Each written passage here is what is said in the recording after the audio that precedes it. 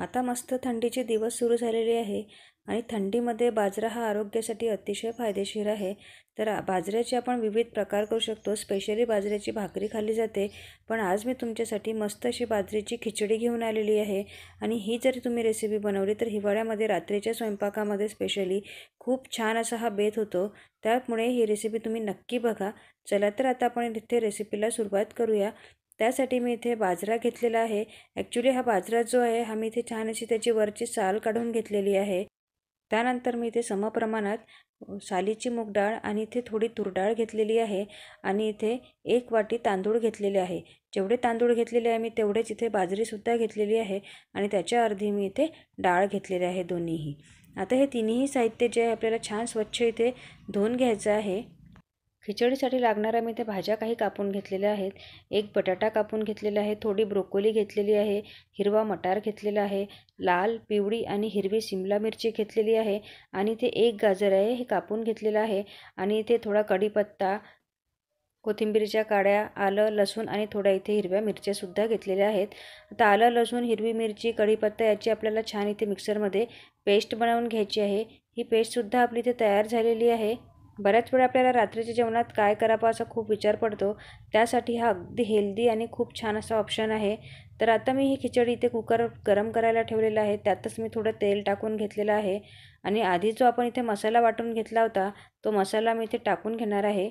तेल गरम झाल्यावर त्यात थोडं जिरं मोहरी टाकून घेतली। जिरं मोहरी तडतडली की माझ्याकडे रेडीमेड बिर्याणी मसाला होता, तो अगदी मी इथे 1 चमचा बिर्याणी मसाला इथे तेलामध्ये टाकून घेतलेला आहे। सर्वात आधी मी बिर्याणी मसाला यासाठी टाकला आहे की त्यामध्ये बरेच असे खडे मसाले जे असतात ते अख्खे असतात, ते तेलामध्ये छान भाजले जातील म्हणून मी आधी बिर्याणी मसाला टाकलेला आहे।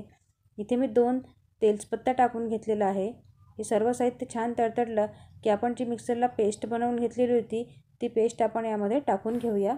याला तेलावर छान असं परतून घेऊया थोड्या वेळ।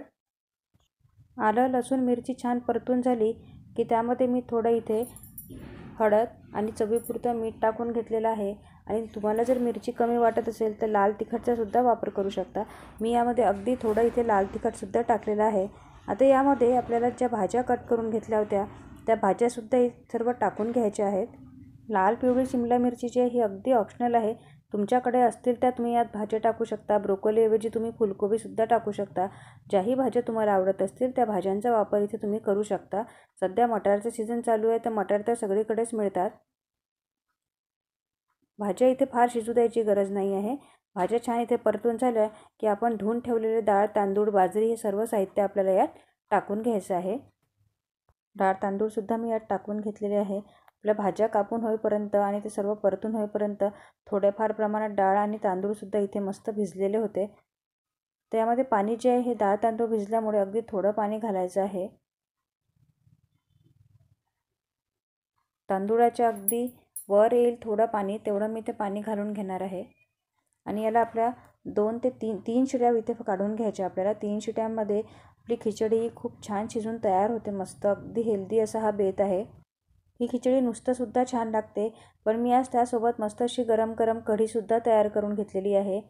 ही बाजरी कशी तयार करायची यापूर्वीसुद्धा मी बाजरीच्या भाताची रेसिपी टाकलेली होती, ती रेसिपी तुम्ही माझ्या चॅनलवर जाऊन बघू शकता। हे बघा छान 3 शिट्या झालेल्या आहेत आणि आपली खिचडीसुद्धा मस्त अशी रेडी झालेली आहे। खिचडी शिजल्यानंतर सर्व मसाला जो आहे तो वर येतो, त्यामुळे सर्विंगच्या आधी आपल्याला ही खिचडी मस्त अशी मिक्स करून घ्यायची आणि बघू शकता गरम गरम कढी आणि ते छान गरम गरम अशी बाजरीची खिचडी आपली तयार झालेली आहे। तुम्हीसुद्धा या हिवाळ्यामध्ये बाजरीची खिचडीचा बेत नक्की करून बघा। छान अशा त्यात भाज्या, मुलांनासुद्धा आवडेल, मोठ्यांनासुद्धा आवडेल अशी ही रेसिपी आहे।